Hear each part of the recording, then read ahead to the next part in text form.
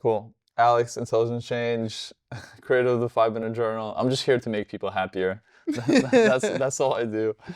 Spread joy around the world, create intelligent change. Focus for Q4 is, I think really finish all the things in my best year journal. So there's best year journal there.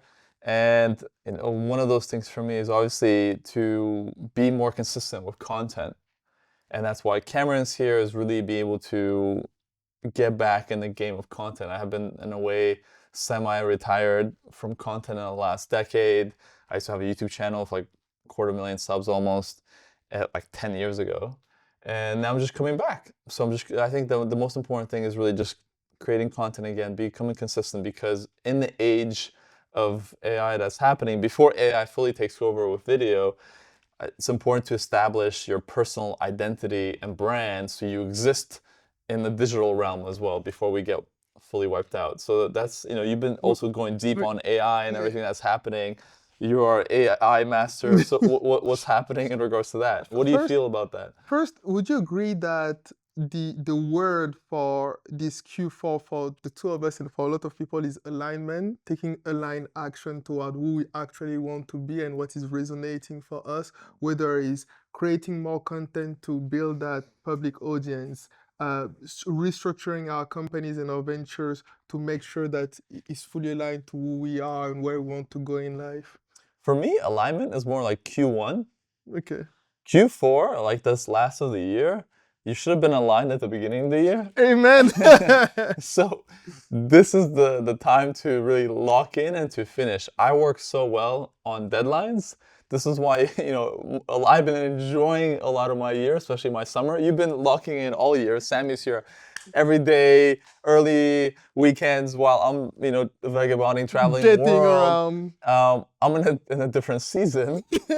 However, it's time to come back. And so for me, going as the season's changing around us, Q4 is really about getting things done that are before the deadline. As a student, I always loved a deadline. So the deadline for me is end of year, review what's on my best year journal, and get it done. So the word is get it done. Get it done, exactly. No, but my question is like, you're the local AI master in this domain here. And as I was saying, the reason for me, I think it's important to put yourself out online at the moment is to have that also digital identity and themselves. The world is changing a lot. And what people will resonate to the most are real people, real voices that people can connect to. And this is something I've encouraged you to do as well. This is why you're becoming more public. What I see is many people are afraid to put themselves on camera, including myself. Even though I've been there before, it's still uncomfortable to film yourself, put yourself out there. Like, who the hell cares?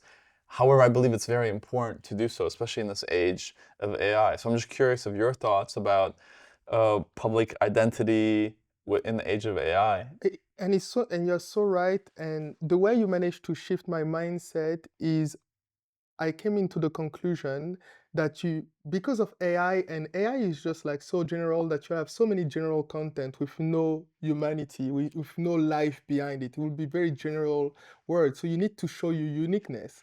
And the way you show your uniqueness and the way I'm posting now and removing all the fear, all the shame of posting and showing your life, I'm telling myself, I'm creating a content library of who I am, of my vision and understanding of the world. So I don't care if I got engagement or not, or people are seeing different part of me.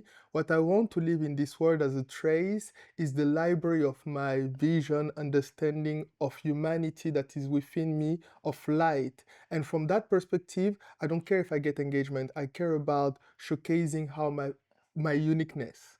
And that really shifted my mindset. And because AI is becoming so powerful that we are day zero of there are 700 million of people using ChatGPT of the world. Out of 8 billion, that is absolutely nothing.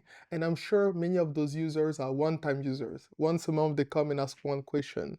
So for all of us, especially entrepreneurs and founders out there, we literally have to bet everything that we have. Like if you have 24 hours in a day, 100% of that time is doing XYZ, but now 5, 10, 20% of that day needs to be focusing on using AI. Use ChatGPT every single day. Go on OpenAI website and take these 15-minute classes if you can. Just to AI is not, oh, I need to understand AI. Just understand how to use ChatGPT first. Because when you're gonna understand how to use ChatGPT, you're gonna understand how to ask it to educate you because you are different. You need to learn the way that fits you, and that's the beauty of AI. It can teach you the way you will be the most receptive. So play with that. Ask him questions. Take screenshot and be like, "Hey, how do I do that? Why?" And have this reflective kind of journey with it, go on walks, go on runs, and discuss a conversation.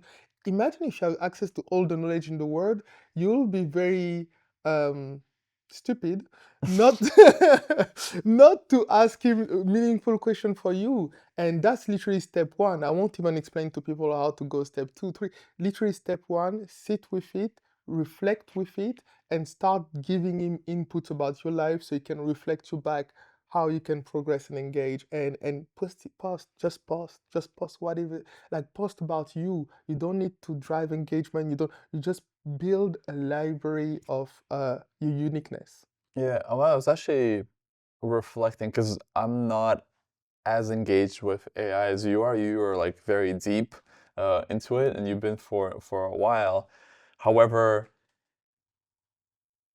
I see myself even coming behind, and I'm still doing things in a traditional way, even though I shouldn't. So embracing more, as we chat about in our companies or organizations, I feel like it can be done so much more. I actually love your approach, I have to Well, say, yeah, tell me, yeah. because you are still looking at it and talking to all your friends about it, and you're having the Apple approach.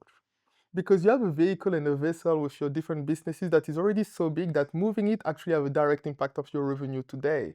So you cannot take very fast decisions because you have to consider how the entire boat is going to move. So Apple the same, they have such a big vessel that, hey, if they implement AI within Siri, people are going to ask the question, is Siri reading my message, my emails? Where is the data privacy?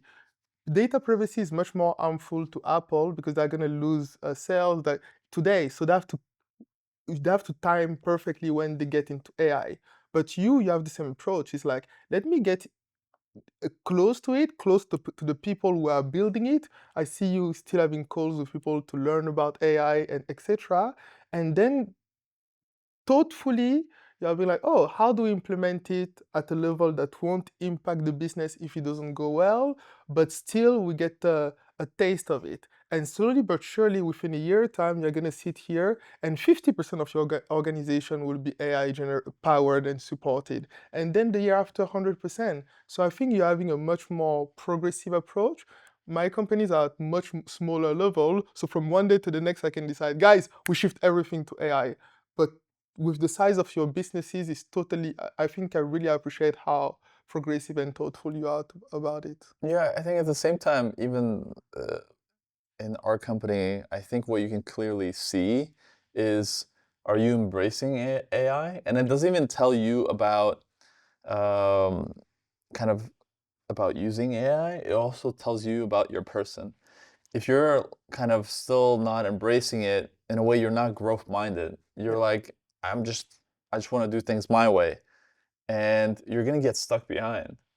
So this is why it's important to also see the your teammates who are not embracing it. In a way, you're on the way out, and it's something I do. I have been always reminding people, time after time, to embrace it, because the people who you are going to replace you, it's not even AI. It's going to be people who use AI who are going to replace you, and I think that's a very important It's so factor. important. There will be two graphs with, as the time goes, there will be two curves. The exponential growth of all the people who embrace AI and use it every day, and then the flat, then declining growth of people who don't use AI. Because as AI implementation goes up, the people you will use it will get smarter and better, more productive, and will create more abundance for themselves and their companies. But as the people who are not using, it goes flat, but at some point they will lose their job, and their job will be replaced by AI, and they won't find a new job. So their cognitive ability, their productivity, their money will just go down.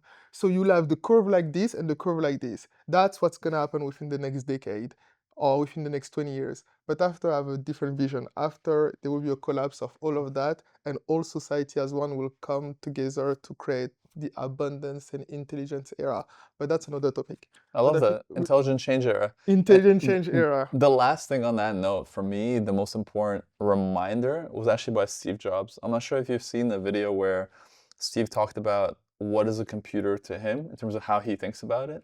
And he describes that we as humans are actually not that impressive as a species in terms of our strength and our efficiency of using our energy. However, if you put a human on a bicycle, all of a sudden you'll become way more efficient with your energy and how fast and far you can go. And he always said and communicated that's where he saw a computer in that way. It's a tool because humans we're tool makers and users of tools.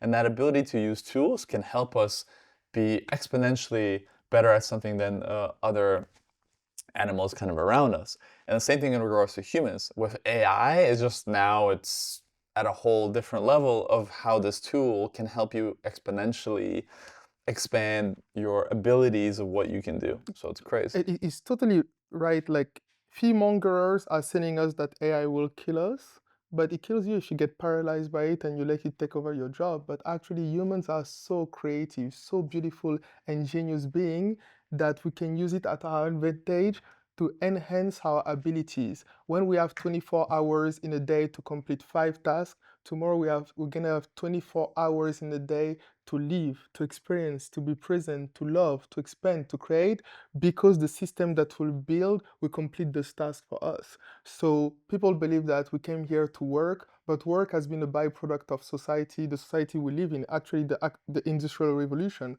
We came here to love, to be present, to be intelligently driven, to live collectively.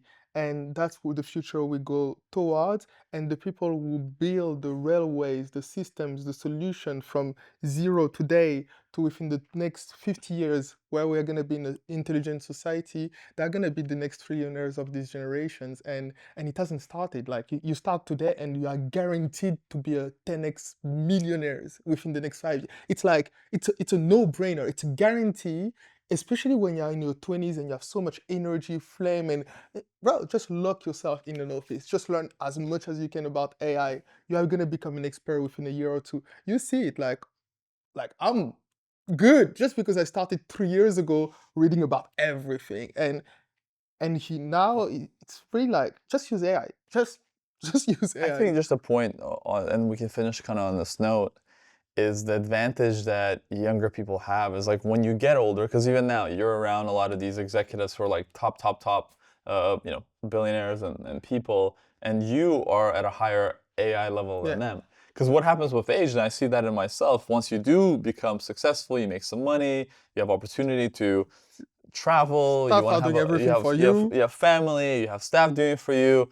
You kind of just focus on your specialty. Yeah. At the same time, you're not going deep into anything. You're more just, I would say, on the surface with a lot of things. Where when you're young and you don't have a lot of kind of money, you can just really go super deep. So I think there's a massive advantage, especially now, in regards to being able to learn and get deep on this domain because it's all available online. Build an expertise. Yeah, for Build sure. an expertise. Sweet. That's the word. Build an expertise. Thank Sweet. you, guys.